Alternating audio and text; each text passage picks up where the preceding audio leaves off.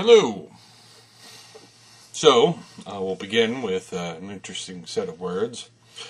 Human history becomes more and more a race between education and catastrophe. That's by H.G. Wells. Now, Mr. Wells was a gamer. But you didn't know that. Yeah, he was a gamer. He actually created a game called Little Wars, which is a historical war game. Who knew? He wrote the book on it. And a lot of role-playing games get their start in historical war games. I mean, the crews that put together the early role-playing games started out as historical gamers and then sort of added things that they couldn't do in historical games and kept adding and adding and adding, and then it became a role-playing game.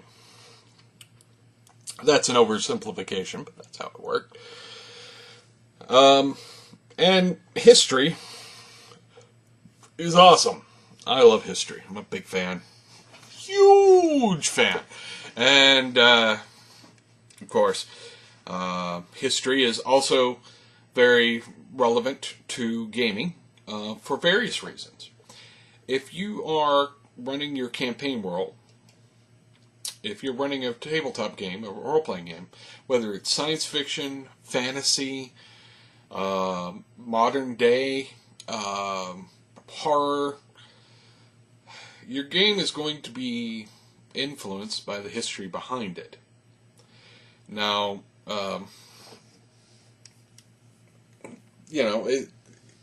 again, I've talked about art and incorporating art into your games. Well, art incorporates history often.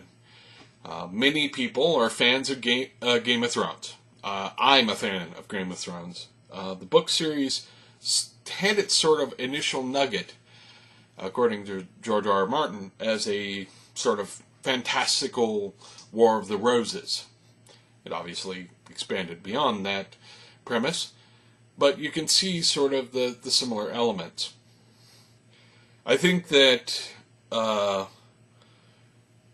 just like you should involve art in your games, you should involve history. And not just the sort of broad swaths that you may have learned in high school.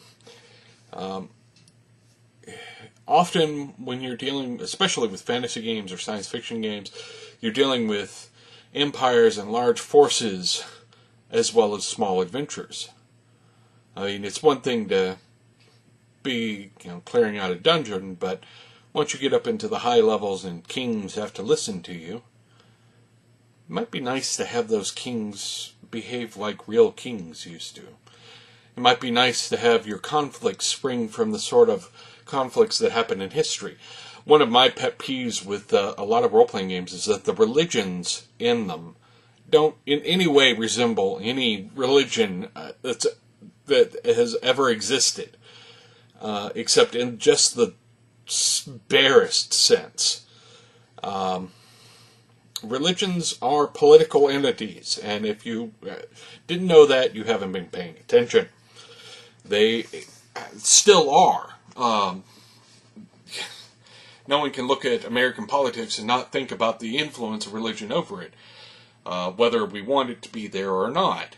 But in the Middle Ages, the Pope was a commander of not just, the faithful, but of armies at times.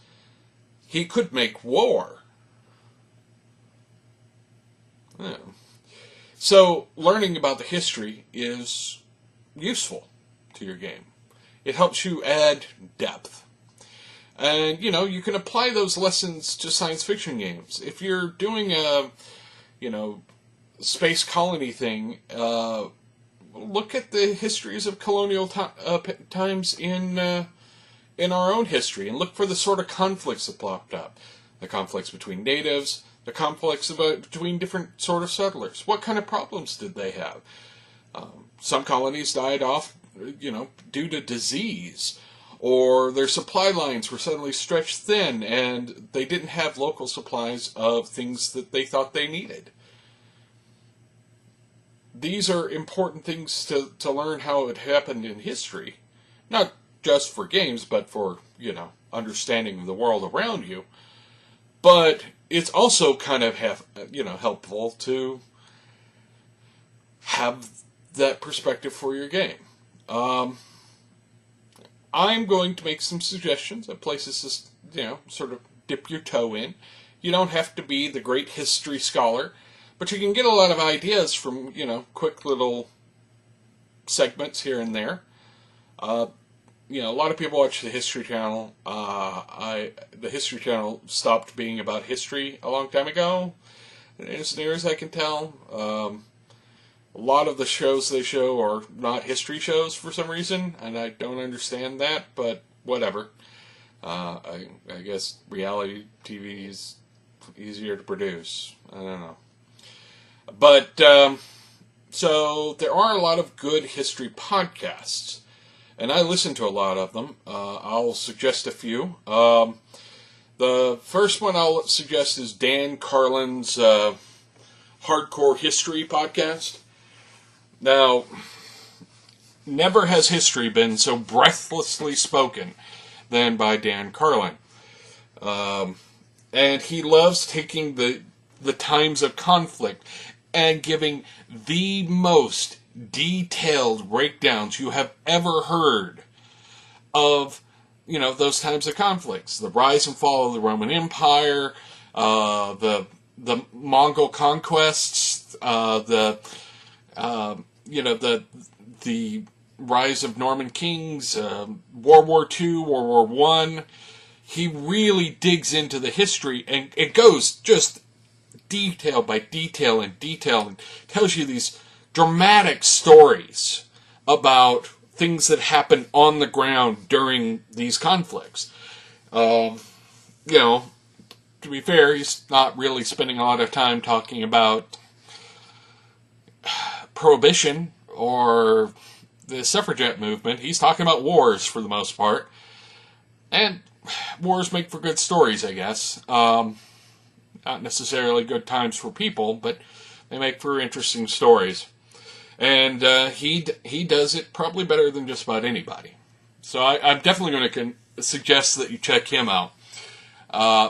Another one to check out, this is one that they stopped producing new episodes, but the episodes that they did produce are still out there and definitely worth listening to. 12 Byzantine Rulers. They have a website, and I'll put links to all the shows I'm talking about. They're awesome. It talks about Byzantium, one of the most interesting and undercovered bits of history in Western history that is out there. It is Byzantium, for those who, don't know that well, and I can't imagine you're watching this if you didn't know, but I'll humor. Byzantium was what was left of the Roman Empire for a long time, right up to the time of the Crusades. A lot of the Roman Empire moved west and fell apart. A lot of it moved east and kind of became Byzantium. It had much more Greek influence as well.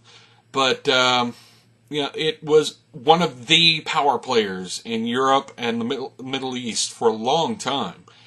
And the Ottoman Turks eventually took them over, but really, it's a very fascinating history, and they cover it real well in 12 Byzantine Emperors.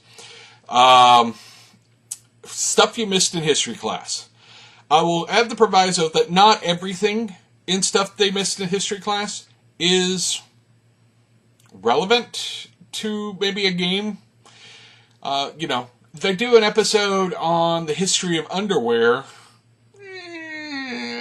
Look, I find it fascinating. It's interesting stuff, but you're probably not going to get a lot of game material out of it. That said, when they talk about famous shipwrecks or, emperors of, mad emperors and disease outbreaks and things that you maybe thought you knew but didn't really know about, or things that you had no idea about that was interesting and fascinating. And they cover a lot of stuff. And if you can't find material in it, you're not paying attention. That's where I'm at. And the last one I'm going to suggest is not a Western history thing. Stuff you may have missed in history, very much they try to jump around and cover non-Western history a lot. And they deserve kudos for that. They do a good job of trying to cover, more than, look, here's Western Europe, here's the United States history. They cover Africa and Asia and Australia and try and cover the bits of history that don't get covered in high school. So they do a good job with it. And actually, Dan Carlin does a pretty good job of it, but he tends to cover the portions of history that interact with the West. This is not to say that he doesn't, pursue the proper scholarship. He does.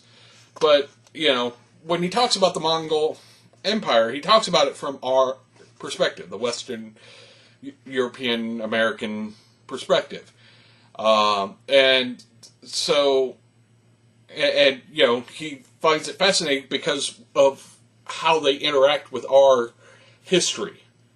And, he doesn't talk about some of, like, the Shangju and some of the earlier empires that didn't interact with us. And maybe he will someday, but most of his stuff has been sort of how it relates to Western European and American culture. That said, the next one I'm going to tell you is the History of China podcast. And I'm going to include the link to it. It's a different one than you may find if you do a search for it. The guy does an excellent breakdown of the history of China. He starts in mythic era, Chinese history. Like, way back to, we really don't know if any of this is real, but this is what the stories were. To, he plans to cover the whole length and breadth of Chinese history. He's made it up to the Han Dynasty. He's done like 3 or 4 episodes now on Wu Han, or Han Wu. I'm not sure how that's supposed to be done, honestly. But, it talks about, how China became a sort of unified nation. And he does it with a lot of detail and a lot of good stories, and with some wit. And if you ever want to look for fodder of stories that maybe you don't already have a model for, like hasn't been done to death, you might try stories from the history of other cultures, like China, Africa, and Japan, Korea, South America. They're the world's pretty big, and there are some commonalities, but there are also some unique pieces of history that you can pull from in other stories of other cultures and bring them into your game world or what have you, to make them sort of breathe new life into it and make it feel fresh and interesting. Or, if you are, say, running a game that has a Chinese-inspired culture, pull from some Chinese history. If you have a game with, sort of a Arabian flavor involved, don't just use the Western idea of what Arabs are like. Don't just use the Sinbad movies or Lawrence of Arabia. Go deeper. Learn the really deep and complex histories involved, and then build your cultures for them. Same with the Chinese histories. I can't count the number of times I've seen in a game the caricature of a Chinese warrior and Chinese leaders and Chinese monks and Chinese culture done as a caricature rather than having any resemblance to the the real people that live there. So it's something that I think that people would benefit from. But I'm done rambling about this, I think. I may come back to it, but I've gone for over 15 minutes now, so I should probably wrap it up. I hope everybody's having a good day. I hope there's not some craziness. I hope all the people in Japan are cool, because they're having a typhoon and such. I hope everybody over there is doing all right. And I guess I will ramble at you tomorrow. And y'all have a good night. See ya.